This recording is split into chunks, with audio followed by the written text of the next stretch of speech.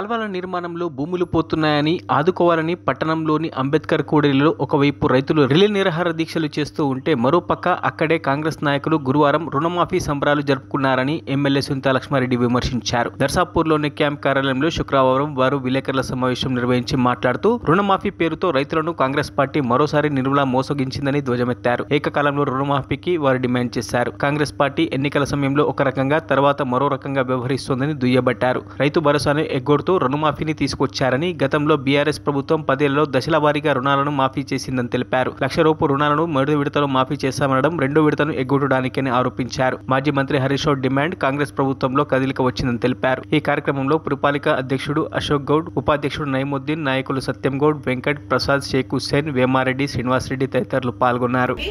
ఆ పైన కట్టినటువంటి అమౌంట్ కడితేనే మేము 2 లక్షల రుణమాఫీ చేస్తామంటున్నారు.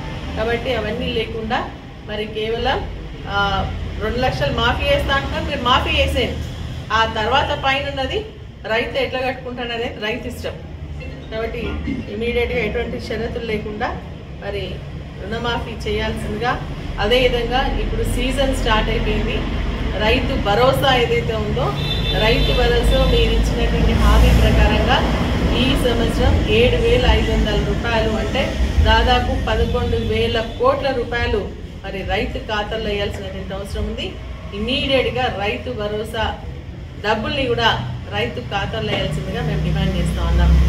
రైతులకు సంబంధించినటువంటి బీమాను కూడా చేపించి ప్రీమియంను కూడా ప్రభుత్వమే కట్టి, గత ప్రభుత్వంలో ఏ విధంగా అయితే మరి అకారణంగా రైతులు చనిపోతా ఉన్నారు, ఆ కుటుంబాన్ని ఏ విధంగా 5 లక్షల రూపాయలు ఇచ్చి ఆదుకోవడం జరుగుతూ ఉందో దాన్ని కూడా మరి ఇమీడియట్గా రెన్యువల్ చేసి ప్రీమియం కట్టి రైతు బీమాను కొనసాగించాల్సిందిగా కూడా మేము డిమాండ్ చేస్తాం.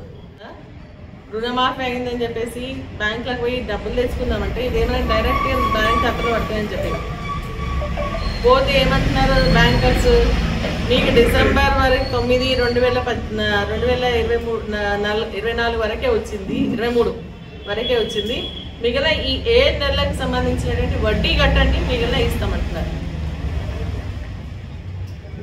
మా హరీష్ రావు గారు మరి సవాల్ ఇచ్చడంతో మీరు ఖచ్చితంగా ఆగస్టు 15 కూడా చేయండి, నేను రాజీనామా చేస్తా అంటే అప్పుడు పట్టుదలతోని ప్రభుత్వం ఇది చేయడానికి కోరుకుంటే తప్ప లేకుంటే చేసేటువంటి ఆలోచన కూడా లేదా అనేది ఈ కార్యక్రమాల ద్వారా స్పష్టంగా అర్థమవుతుంది.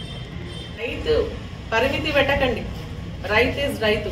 కాబట్టి రైతు సాగు చేసినటువంటి భూములన్నిటికీ రియల్ ఎస్టేట్ వద్దు, మరి అదేవిధంగా మనకు చిన్న గుంట రిజిస్ట్రేషన్ చేసుకునేటువంటి హౌస్ సైట్స్ ఉన్నాయి, దానికి వద్దు, మరి లేఅవుట్స్ చేసినటువంటి వాటికి వద్దు.